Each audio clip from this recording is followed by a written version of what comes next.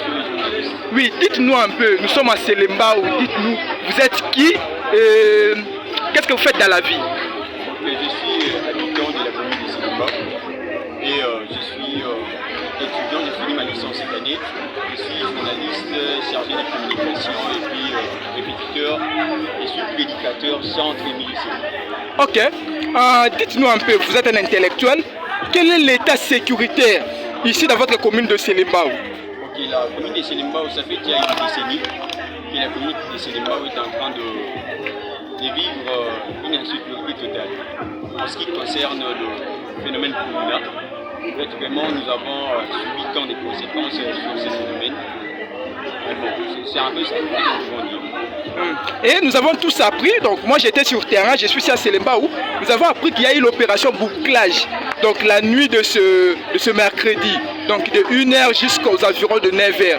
Dites-nous un peu, pensez-vous que cette opération-là peut aider les autorités à pouvoir rétablir l'ordre dans la commune de Selembao? Il est premièrement important de souligner et confirmer qu'il y a eu bouclage aujourd'hui même, c'est-à-dire à partir de 0h jusqu'au matin, il y a eu bouclage.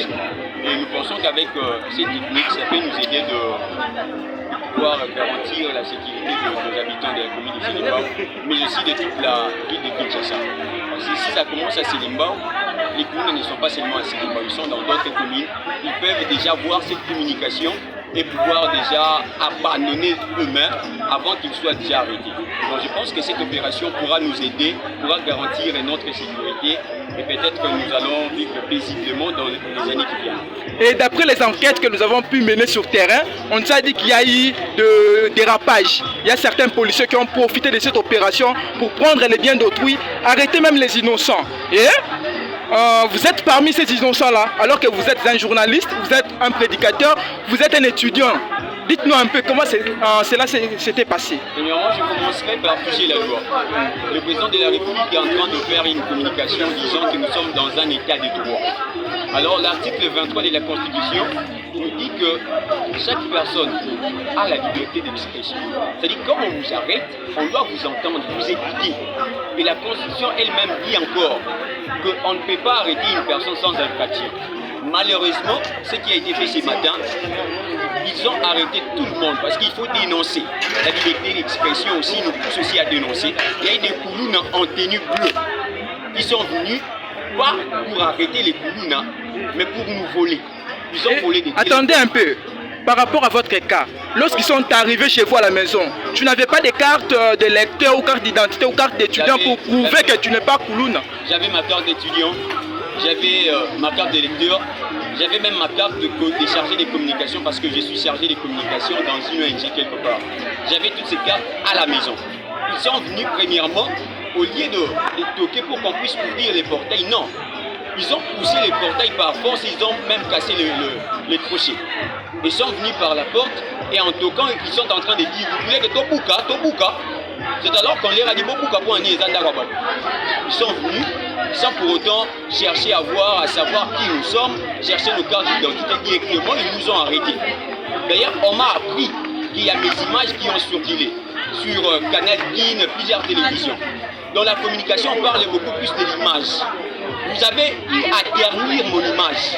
Est-ce que vous, le policier qui m'avez arrêté, vous, les presses, les journalistes, les confrères journalistes, vous avez pris des images, vous avez pris des images, vous les avez publiées, vous les avez partagées, passées dans vos antennes. Vous aurez aussi le temps de redorer mon image, parce que vous m'avez arrêté. Pendant que j'ai montré mes cartes, je ne suis pas un Koulouna. Un Koulouna peut être comme moi. C'est-à-dire que vous êtes venus pas pour chercher des Koulouna, mais ils sont venus pour chercher n'importe qui. Et puis il y a l'un d'eux qui me disait Boya Nambongo. C'est alors que j'avais dit à mes parents Moutia Nambongo Té, parce que je ne suis pas un Koulouna, je sortirai. Comme bien même que ça s'est fait de cette manière-là, mais j'ai lu au moins la manière dont le général Kassoué est en train de diriger, parce que c'est lui qui nous a libérés.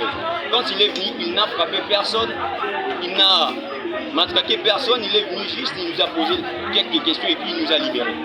Mais ceux qui étaient venus avant lui, les Koulouna en tenue bleue, ils ont arrêté n'importe qui. Chez nous, là, ils ont arrêté même un locataire qui est un père de famille qui a sa femme à la maison. On vient, on l'arrête comme Koulouna. Je me demande une fois, nous avons assisté à une scène ici, entre sanatorium vers et Masuba. Il y a eu des Koulouna qui s'est battu sur la chaussée. On n'a pas vu les policiers. Mais ils viennent arrêter les gens qui dorment dans leur maison pour dire au monde, pour dire à Kinshasa que ce sont des Koulouna. C'est pourquoi j'étais en train de dire, l'image qu'ils ont pris là, il y a Kanek qui a montré mon image. Ils vont venir comment arranger cette image-là. Ils vont repasser à la télévision pour dire que telle personne que nous avons arrêtée n'est pas Koulouna. Vous êtes en train de ternir l'image des Congolais. Ce n'est pas ça un état de droit. Je suis un journaliste, c'est le 4e pouvoir. Vous ne pouvez pas m'arrêter comme ça. En plus, je suis un étudiant. Quand les Koulouna font des Koulouna, il faut aller les chercher. Il ne faut pas venir chercher tout le monde. C'est en fait ça, monsieur. Ok. Une dernière question. Vous êtes habitant de Selemba, vous êtes un journaliste, un leader d'opinion. Quel est le message que vous pouvez lancer et aux parents? Parce qu'il y a certains parents qui savent très bien que leurs enfants sont des Koulouna, mais parfois ils gardent leurs enfants et ce sont des innocents qui payent les pots cassés. Quel est le message que tu peux lancer et aux parents et à ces jeunes-là pour leur dire que ce qu'ils font n'est pas bien, ils doivent abandonner ce métier-là?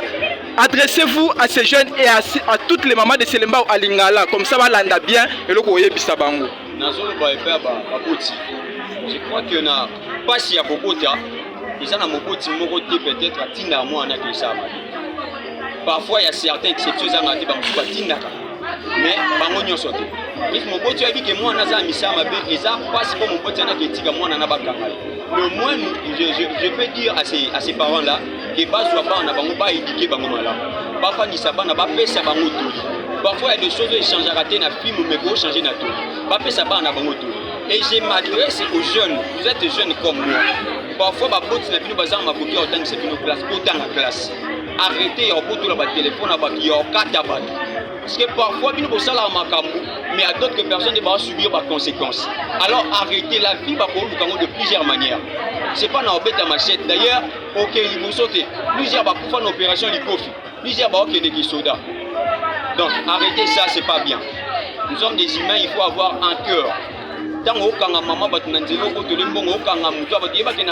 y a des gens aussi qui d'autres qui donc soyons vraiment des humains, ne soyons pas des animaux. Ok. Merci beaucoup, Monsieur Gloire, d'avoir répondu aux questions de Média Congo.net et Média Congo Presse. Merci beaucoup. Merci Daniel Lopéré.